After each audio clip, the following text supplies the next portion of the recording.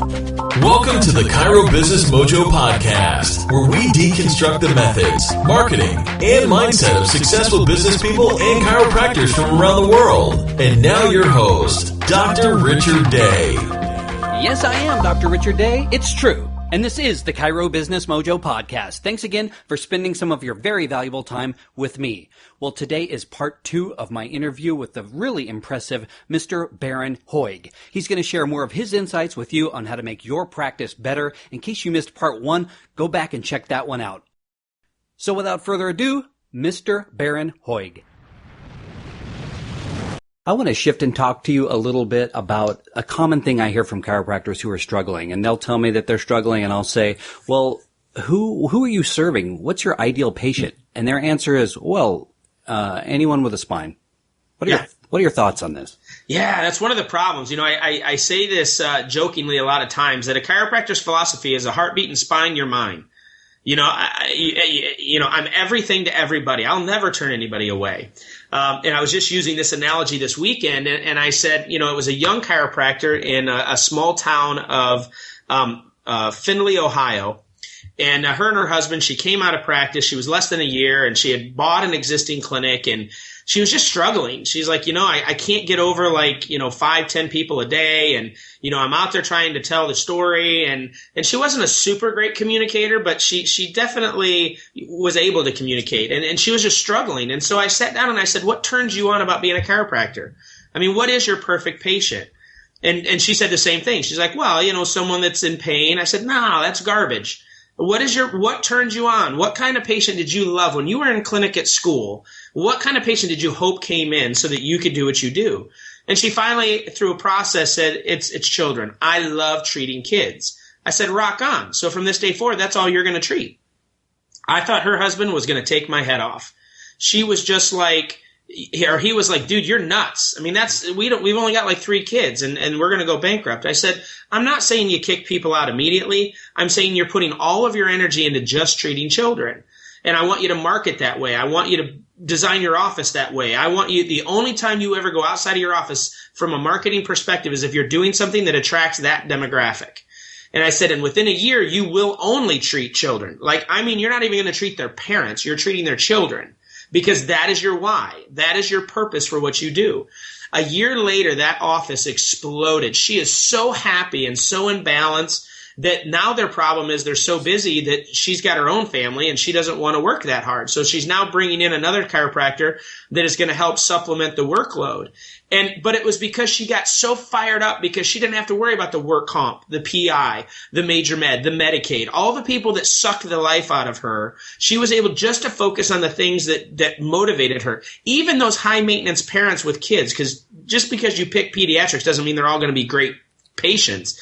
But she was motivated to deal with that drama because her passion was for children to be treated. When you're dealing with work comp and PI and you hate those things, that drama sucks the life out of you. It doesn't motivate you. So when you build a clinic and say, this is my why, you see, as chiropractors, we run from our differences. You know, we have a huge spectrum of the population that needs what we do. Some of them are looking for pain care. Some of them are looking for wellness care. Some of them are looking for everything in between. And we need chiropractors that are going to meet those needs. And then me, as a chiropractor, I need to be comfortable saying, this patient is not right for my office. I'm going to refer you down the street to Jim because he loves dealing with your types of conditions. He's built for workers' comp, understands the system, has great relationships. He'll ensure that you get the care you need for your system. When you're done with your workers' comp, then you can come back to me and I'm happy to continue with our wellness program. Or if you're adults and you have kids and you want to get your kids treated and you just want to be a pediatric chiropractor, not a family chiropractor, but a pediatric, then say, you know what, I've got a chiro down the street that's awesome that deals with the adults. My specialty is with kids. You know, there's a reason why medicine started specializing because there's so much to being the best in that one area. I don't buy that you can be the best chiropractor treating all of these different conditions. because they're so broad and they're so specific. We don't have to lose who we are as chiropractors and the fundamental principle that the body heals itself and we're removing nerve interference, but it's the skill and art of communicating to kids, the skill and art of navigating parents and understanding why kids need to come in. That's a completely different skill set than dealing with an injured worker, helping them understand why we need to get them to pre-injury. So if you're going to put all your energy in one direction, you can literally build the kind of practice you want to have. In the meantime, you can create a referral source that's insane. Because as you're sending all your work comp over to Jim, guess what he's doing with all his pediatric patients? He's sending them to you. Because he doesn't want to deal with those. If he's so busy doing work comp, which is what he loves, why would he alter his method of treating patients to see kids? So obviously this is going to take a large group of people to buy into it for it to work, but that's where we've got to start getting to. So I want chiropractors to be comfortable to say, I don't take work comp. I don't take Medicare. I don't take those things, and do it because it's a belief system rather than a fear that I need those patients in order to generate enough money for me to survive. And when you start loving the people you see every day and you love the direction you're going, again, you're going to perpetuate that magnetic passion that people want to be around. Oh man, you've got to go see my chiropractor. They are just killing it. They love treating people, and you need to go because they're just on fire for what they're doing. So I don't think chiropractors should be everything to everybody, even though they're capable of treating those people. They don't want to treat those people. Chiropractors need to decide, this is the kind of chiropractor I want to be because I love treating those kinds of patients, and then it becomes a lot more fun. I love what you're saying when I put it in the context of the medical profession. If I was in seeing a cardiologist and I had another concern and he said, well, I do a little urology on the side, I would maybe want to go see a specialist and not the one-size-fits-all, hey, look, I own it all and I do eat all of it reasonably well. I think that specialization idea is wonderful. And if the profession's not there yet, what great advice for a chiropractor who maybe is trying to be all things to all people to drill down on what it is, which is your core skill set and strength. Absolutely. Let's shift right now. I want to go into the bigger picture of success and failure in life. We all learn a lot from success, and you have been very successful in your career, but we learn even more from our failures. Can you share with us one failure you've had in life and the lessons you've learned? Yeah, brother, I want to tell you, I've had more failure than success. I don't believe success comes without failure. If success is given to you, it's not success because you didn't earn it. You just got to get lumped into a situation where, everything went well for you. I wish I was the kind of guy that did things the right way the first time, but unfortunately I have made every possible mistake there is to make. And because of my faith in God and because of my belief system that it's not about me, it's about Him through me, I'm just bold to tell people about my mistakes. And so I'm confident to say, because I screwed up here, I believe this way. So, and I'll just do a recent one. I mean, I could go on and on and on. I mean, I've been out of balance in my marriage. I've been a horrible parent. I've done so many things throughout my years that, but one of my most recent was actually when I was with the Ohio State Chiropractic Association. I had never worked for a board before. I had never worked with a board and an association. I've always worked for myself and just kind of made my decisions, and my philosophy of business is the only thing that mattered. And when I came to the association, they were bankrupt. They were struggling bad. And so I just went right into business mode and started doing and making decisions and doing things, and making decisions that other people didn't understand. I'm all about investing into the business. I'm all about making sure that we're not duplicating mistakes, that we're purchasing and buying and we're valuing our people and we're investing in the organization even more than making a profit. And so my first year with the association, I just went ape nuts. We grew like 200 and some members. I raised the dues, so we generated a lot of cash. So I just started, giving raises to people. I started buying equipment that we needed so we didn't have to rent it in years to come, and doing all kinds of stuff. But I never told anybody about it. I never asked for permission. I never did any of the stuff that apparently I was supposed to do. And it created a huge level of controversy within the organization because here they had an executive director that was just out spending all this money. And it rocked me because it got to the point where it really appeared that, I had embezzled this money and done all of this kind of stuff, but it was really just my ignorance of knowing how to communicate stuff. And it forced me to sit back and think, wow, Bharon, how do you go from, running large companies and doing those things to getting into a situation where you failed to communicate well, which is kind of your skill set, man. And so I had to sit back, and it really made me think, Bharon, you are successful at the stuff you do, but at the end of the day, it comes down to making sure the people that are around you are buying into your mindset. People have used the analogy that I'm a bull in a china shop, and I am, because I'm so driven with my purpose that resistance doesn't bother me, man. I just kind of bust through it, and either I fail and I readjust my course, or I succeed, but I'm okay with either one. I literally am not afraid of failing. It's not anything that scares me, because I've done it so much that I've learned that failure alters my course to a path of success. And oftentimes my successes are so much bigger than they ever would have been because of the course of failure that I had. So hopefully that kind of makes sense. But what I learned in that process was I have got to understand that part of true leadership is making sure that you have a team of people that have bought in and they're going to fight for you. And I didn't do that. I just came in and it was kind of all about me. And it's like, well, I'm going to do this and I'm going to do that. I know it needs to be done. You guys don't know. Obviously, you guys were in all this trouble before I came, so you obviously don't know. I know. You hired me to do it. Get out of my way so I can do it. And that was just a horrible attitude. And so I learned, I'm 41 years old, so I'm not all that old. I've lived a lot of life in my years, and it's just been by tucking my head and driving. And so that experience taught me you can't just do that. It doesn't even matter if your decisions were right. If the perception of them is wrong, it's wrong. And that's what had happened. And it altered my reputation to a certain extent. And people were like, man, I thought Bharon was this great business person. What the heck is he doing? And so it was a huge lesson for me to make sure that I started communicating on a level that those around me, whether I felt I needed their permission or not, I wanted it.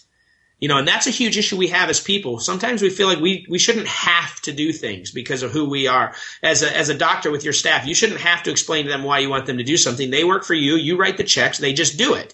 Well, it's not an issue of having to. It's an issue of wanting to. That's leadership. Leadership is wanting people around you to get it so that they're doing it out of their own motivation, not out of the motivation that's being thrust upon them. And that's a huge lesson I learned. And so after that year, I altered my management style. And we were able to continue our growth, sustain our growth to where we hit record levels of membership in the history of the organization. But if it wouldn't have been for that huge failure, my first year with them, I'm not convinced we would have had the ultimate success that we did, because it forced me to humble myself. It forced me to learn things that at the time I wasn't willing to learn. And I just became a better person in general because of that mistake. Communication. It's so important. Communication with our patients, communication with our staff, and in your case, communication with your coworkers. I hear it over and over and over. If there's one thing we can improve, it's our communication. So what a valuable lesson, and thanks for sharing that. Yeah, you're 100% right. And it's the most difficult thing to do because we get so busy and so caught up in our own mindset that we feel we shouldn't have to do that. So it's just flipping that idea that I don't have to, I want to. I want to shift and talk about some other things regarding success. When you think of the word successful, who do you think of? It's funny because I don't think of the average person you would, like a Steve Jobs or any other major, Donald Trump or anything like that. Just because of the lessons that I've learned and the mistakes that I've made, a truly successful person is somebody that is balanced in their life to a point where they continue to want more. I was just having this conversation this weekend with a chiropractor that he's like, dude, I'm swamped. I listen to some of these guys saying that they don't have enough patients. In my mind, I feel like I have too many. He's like, I literally don't even want any more new patients because it just means more paperwork and it means more time in the office and missing my family and doing all of that. So what one chiropractor thinks success is, which is all these patients and visits, another one's seeing that as an issue that's keeping them out of balance. The most successful people I've ever met are people that are just able to say, I'm successful enough in every area of my life that I'm balanced. And I don't like the word content because being content sometimes means we stop wanting to achieve and change. But when you're balanced, it gives you a vision and an ability to think of new ideas to impact the people around you. So really, one of the most successful chiropractors I know is a guy named Dr. Craig Huffer in Ohio. He's in a small town of Jackson Center, Ohio. And that guy has just done such a great job of duplicating success that he's balanced. He's able to give to his family. He's able to give politically. He's very involved in the profession. He's going to be a past president of the state association. But he's got a lot of stuff going on in his life, but he's balanced. He makes sure his family is in there. He's got a crazy busy office, but he shares that and he pays his associates well. He's not trying to acquire. He's trying to give. He believes that the hole you give through is the hole you receive through. And so he just That is success to me. There's another guy, Dr. Terry McCoskey, that lives in a different area. Every Sunday is a family day. Literally. Even after this point, all of his kids are off and married. But every Sunday they come in together and they do food, they do lunch together and church together, and they just fellowship. That's balance to me. That's success. It's not that either one of those guys are making $1 billion and have a building named after them, but they're just making the world what it needs to be for them, and they have that balance. So that's, to me, success. Do you have any daily habits, rituals, or affirmations that you do every day to help you succeed?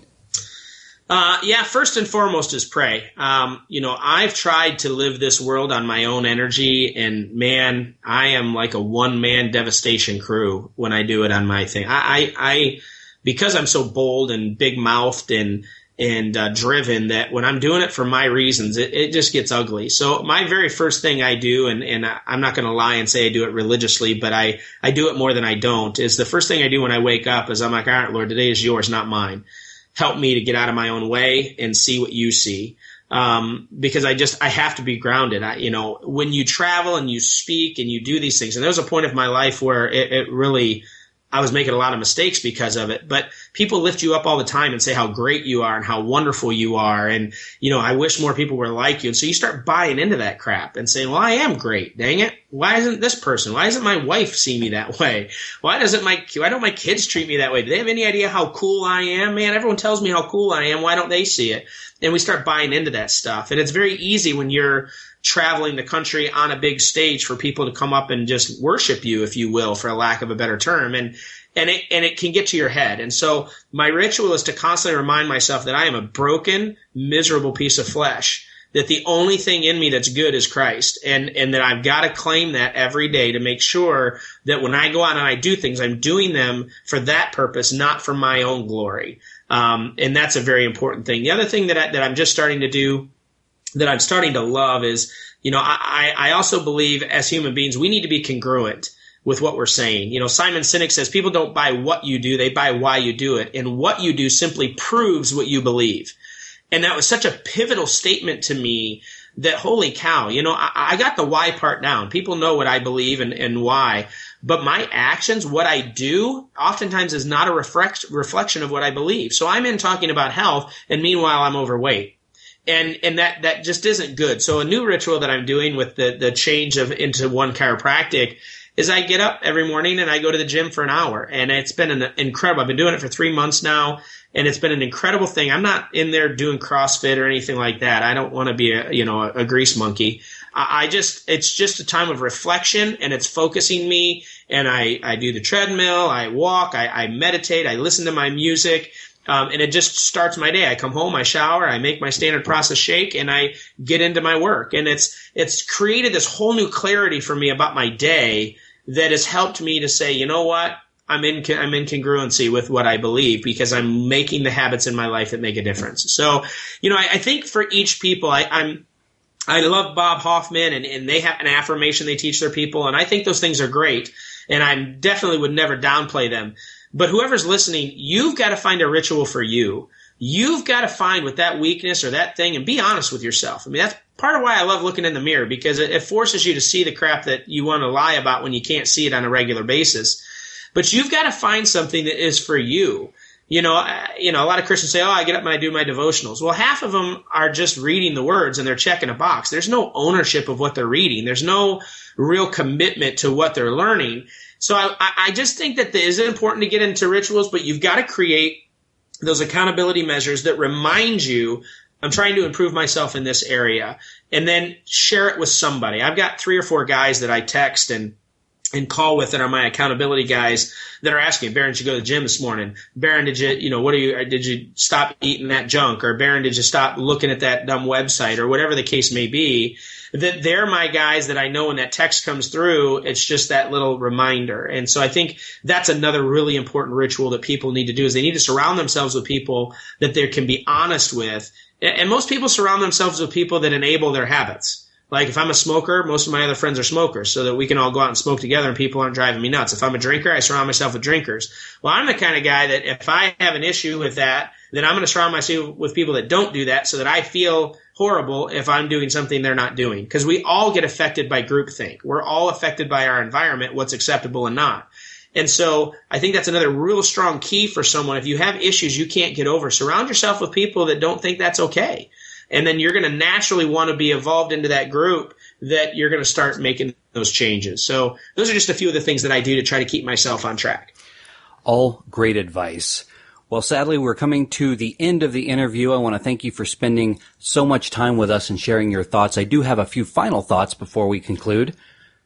Do you have a favorite book you'll recommend to Mojo Nation? You know, this one's really funny because I just read it. One of the projects we're working on is the Patriot Project, which hopefully many people have heard, and it's an effort of a chiropractor to try to get chiropractic care to the military. And Dr. Tim Novelli, who is the founder of the Patriot Project, has allowed me to kind of jump on board and help with some of the things. So I've had the privilege of meeting some Medal of Honor recipients, Congressional Medal of Honor recipients. And Clint Romashaw is one of those individuals. And I've had the privilege of, as he's just experienced chiropractic and helping with a number of things in his own personal life, but I got to learn his story and his story of resilience. And I'm not a gigantic reader, so I'm more of a listener than I am a reader. But he just came out with a book called Red Platoon. And it's really a autobiography of the situation that got him his Congressional Medal of Honor. But the way that he writes it, it literally rocked my world to understand the important role that the people around us play. I don't know if that was the intent of his book, but that's what I got out of it, because he spends the entire book talking about everybody but himself. And talking about how important these people were to the mission, and how important, even with the chaos of what was going on in that particular forward operating base, it was just insane to me to see how important it was to take really account of the people around you that are part of your platoon, whatever platoon that is, whether that's your clinic and your office staff and things of that nature. But I literally read that book. It's like 500 and some pages of small print, and that tells you how much I hate reading. I go for the books with bigger print, so I feel good about myself. But, it's small print, 400 pages, and I finished it in 5 days. First time in my life I've ever finished a book in that quick. But, it was just, one, it was personal to me because I knew Clint, but the lessons I got out of it, whether they were intended or not, really helped me. And it's also changed the way that I'm communicating and working with some of the team members that we have within One Chiropractic, because I'm looking at them from a different perspective because of the way that Clint was able to communicate the story of his mission. And so I highly recommend the book. It's an inexpensive book. So it's called Red Platoon by Clint Romashaw. Well, what's the best way for people to contact you or to find out more about onechiropractic.org? I guess it's right in the name there. And Talk the Tick. Yeah, so, both. Our website is onechiropractic.org. One is spelled out, O-N-E. I highly recommend people feel free to reach out to me. My email address is just Bharon, B-H-A-R-O-N, at onechiropractic.org. I make a point of responding to every email I get. So, and just reach out. And Talk the Tick is, again, it's talkthetick.com. If you want to learn more about getting involved with your school and mentoring students on that, or you can reach out directly to myself as well, and I can get you connected with some of the needs that we have in that area. But I'd love to talk with anybody. I'm all over the profession, speaking at different events. So if you do listen to this, I'd love for you to come up and introduce yourself. Man, I just love chiropractic, and those that love it are instant friends of mine. So I would love to run into some people as we're out there. Mr. Bharon Hoag, thank you so much for being part of our show today. No, it's my pleasure. Thank you, Doc, for creating a platform for people to start understanding that although we can stay focused on the mission, sometimes you need to develop those core principles to make it a success. And so I love your podcast, appreciate you and the things that you're doing both in the campus of Cleveland, but as well through your effort here in the Chiropractic Business Mojo. It's much appreciated. Thank you so much. Thanks for listening to the Chiro Business Mojo podcast at www.chirobusinessmojo.com.